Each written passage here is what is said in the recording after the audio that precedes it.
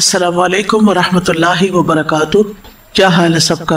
آپ لوگ رات زلزلے کے بعد خیریت سے رہے؟ الحمدللہ۔ ڈر لگا تھا، بہت بڑی یاد دہانی تھی۔ جب کوئی غفلت میں سو رہا ہوتا ہے نا تو اس کو اسی طرح جھنجھوڑا جاتا ہے۔ یہ بھی اللہ تعالیٰ کی ایک رحمت ہے کہ وہ ہمیں جھنجھوڑتا رہتا ہے، تو پھر ہم اس کو اتنی شدت سے یاد کرتے ہیں کہ اس کے بغیر نہیں کرتے۔ پھر ہمیں اپنی موت بھی نظر آتی ہے، اپنا انجام نظر آتا ہے، اپنا آپ نظر آتا ہے کہ ہم کتنے کوتاہ ہیں اپنے عمل میں اور کتنی تیاری ہے آگے جانے کی۔ آپ میں سے کو بتائے گا کہ جب جھٹکا آیا تو پہلا خیال آپ کو کیا آیا؟ پہلے جھٹکے پہ کیا خیال ہے؟ دو جھٹکے تھے نا، ایک تو ہلکا تھا، مائلڈ تھا، پھر دوسرا آیا ان اللہ معنا، اور بچوں کو نکالنے کا خیال آیا۔ رات کو جیسے کپڑے پہن کے سوتے ہیں، پھر اگر اللہ نہ کرے کہ کبھی اس طرح ایمرجنسی میں نکلنا پڑے تو کس حال میں نکلیں گے کہ اللہ تعالیٰ آپ کے سوا کوئی بھی نہیں بچا سکتا۔ مجھے وہ دعا یاد آ رہی تھی، لا ملجأ ولا منجا منک الا الیک۔ اس وقت نہ کوئی موبائل یاد آیا اور نہ کوئی اور، اپنی جان کی فکر پڑ گئی۔ یہ دعا یاد آئی، اللہم لا تقتلنا بغضبک ولا تہلکنا بعذابک وعافنا قبل ذلک۔ اب میرا اگلا سوال یہ ہے کہ اس کے بعد، یعنی ایک جھٹکا آیا پھر دوسرا آیا، اس کے بعد آپ کے کس عمل میں تبدیلی آئی؟ یعنی آپ میں کیا تبدیلی آئی؟ آپ میں کیا چینج آیا؟ عملی چینج۔ نمازوں پہ توجہ کرنی چاہیے، اور یعنی نماز کا وقت داخل ہو تو فوراً نماز کی فکر کریں، ڈیلے نہ کریں۔ آخری عمل ایسا رکھنا ہے کہ جب موت آئے تو موت کے لیے تیار ہو۔ آپ میں سے کتنے لوگ اس وقت نماز پڑھ رہے تھے؟ آپ پڑھ چکے تھے، میں بھی فرض پڑھ چکی تھی، سنت پڑھنے لگی تھی، اور ادریس صاحب تو سجدے میں تھے، اور ہم کہیں گئے ہوئے تھے تو واپس آئے تو وہ کہتے کہ سجدے میں مجھے یوں لگا جیسے مجھے کسی نے دھکا دیا اور میں آگے چلا گیا ہوں۔ اس کے بعد آپ نے کیا کیا؟ استغفار میں کثرت آئی۔ مجھے تو ایسے لگ رہا تھا رات جب میں سائڈ بھی بدل رہی تھی تو وہ پر استغفار ہی تھا۔ استغفار ہی کیوں؟ دعائیں تو بہت سی ہیں اور بھی چیزیں ہیں، لیکن استغفار ہی کیوں؟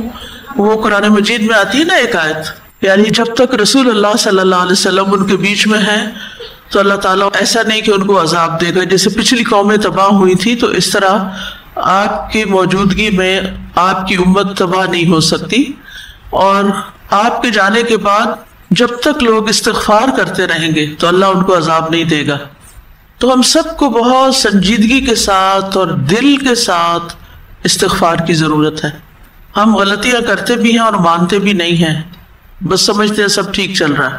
یعنی پینک ہونے کی بجائے اور چیخنے چلانے کی بجائے، کیونکہ یہ آفٹر شاکس بھی ہوتے ہیں، تو مجھے یہ فکر ہو رہی تھی کہ ایسا نہ ہو کہ کسی ایسے وقت میں اللہ نہ کرے کہ اب دوبارہ کوئی جھٹکا آئے، لیکن کچھ کہا نہیں جا سکتا نا، تو ایسی صورت میں فوراً استغفار۔ اور ایک یہ ہے کہ جیسے آپ ہال میں داخل ہوتے ہیں نا، میں روزانہ جب داخل ہوتی ہوں میں اپنا معمول بتا دیتی ہوں، آپ لوگ بھی دیکھ لیجئے۔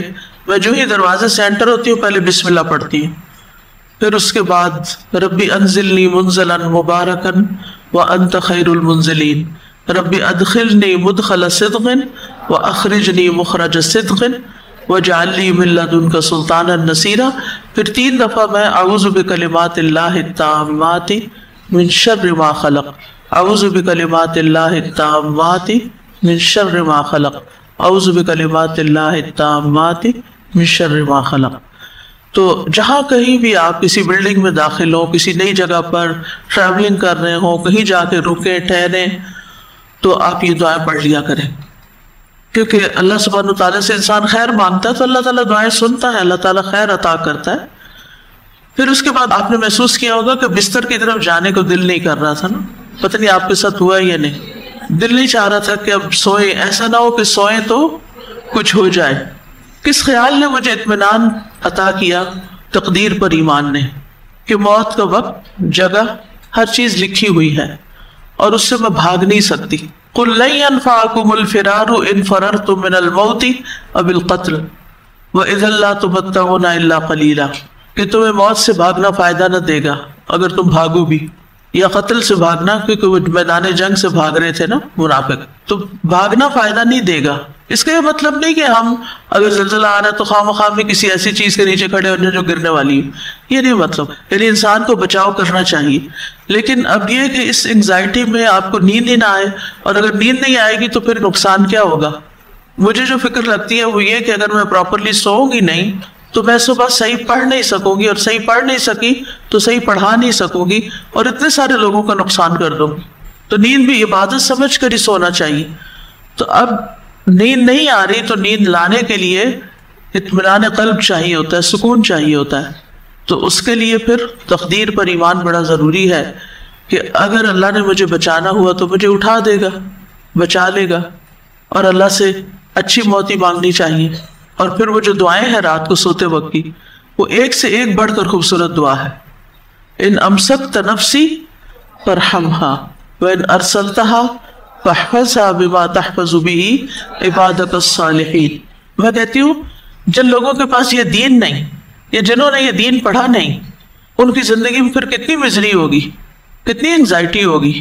جن کا نہ تقدیر پر ایمان ہے اور نہ ہی یہ دعائیں پتہ ہیں.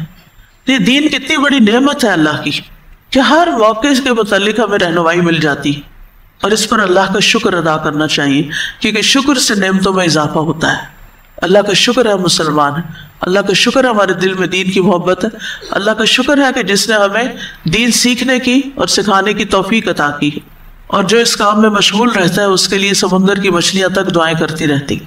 آپ مصروف رہیں اور کوئی اور مخلوق آپ کے لیے دعا کرتی رہے، کیونکہ بعض اوقات لٹرلی ایسے ہوتا ہے کہ اتنی مصروفیت ہوتی ہے انسان کو کہ دعا کا وقت نہیں ملتا یا پوری یکسوئی نہیں ملتی. تو پھر کیا چیز انسان کو تسلی دیتی؟ یعنی مثلاً آپ سب پڑھتے پڑھاتے ہیں نا، تو بعض اوقات اسائنمنٹ ہوتی ہے، بعض اوقات ایگزام ہوتا ہے، یا کوئی بھی ایسی چیز ہوتی ہے، تو اس صورت میں انسان کو کیا چیز تسلی دیتی ہے کہ ہمارے لیے باقی ساری مخلوق دعائیں کر رہی ہے. اگر ہم اچھے کام میں لگے ہوئے ہیں تو اللہ نے اور فرشتے مقرر کیے ہوئے ہیں جو ہمارے لیے دعا کر رہے ہیں، اور وہ ہمارے لیے استغفار بھی کرتے ہیں. ٹھیک ہے نا. تو اپنے کام کو یکسوئی سے کرنا بڑا ضروری ہے، کیونکہ شیطان کا ڈھنگ یہی ہے کہ وہ آپ کو وسوسے دلاتا رہتا ہے. جو کر رہے ہوتے ہیں نا وہ نہیں کرنے دیتا، اس میں یکسوئی نہیں آنے دیتا، اطمینان قلب رخصت ہو جاتا ہے. تو اس لیے شیطان کے وسوسوں سے بچنا بے حد ضروری ہے اور ان کو ٹیکل کرنا آنا چاہیے. میری یہ چند باتیں انشاءاللہ زندگی میں آپ کو کام آئے گی، اور صرف ایک یاد دہانی تھی کہ ان چیزوں کو کانشیسلی کرنا شروع کریں، کیونکہ پریشان رہنے سے کبھی کوئی مسئلہ حل نہیں ہوتا. ٹھیک ہے نا.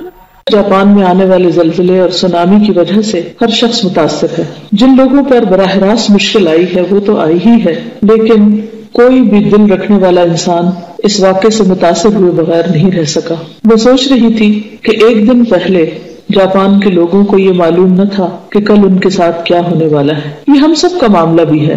ہماری دعا ہے کہ اس مشکل وقت میں اللہ تعالیٰ ان لوگوں کی مدد فرمائے، ان پر رحم فرمائے اور ان کے تمام حالات درست کر دے.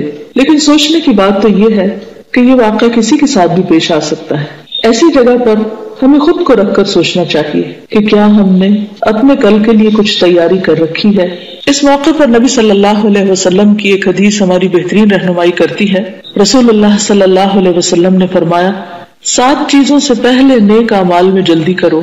کیا تمہیں ایسے فقر کا انتظار ہے جو بھلا دینے والا ہے، یا ایسی تونگری یا ایسا غنا یعنی دولت مندی جو تمہیں حد سے تجاوز کر دینے والا بنانے والی ہے، یا ایسی بیماری جو بگاڑ دینے والی ہے یعنی انسان کے جسم کو، انسان کے حالات کو، یا ایسے بڑھاپے کا انتظار ہے جو عقل اور ہوش کو زائل کر دینے والا ہے کہ انسان سب کچھ جان کر بھی کچھ نہ جانے، یا ایسی موت کا جو نہایت تیزی سے اپنا کام تمام کر دینے والی ہے، یا دجال کا جو ہر اس غائب برائی سے بدتر ہے جس کا انتظار کیا جائے، یا قیامت کا.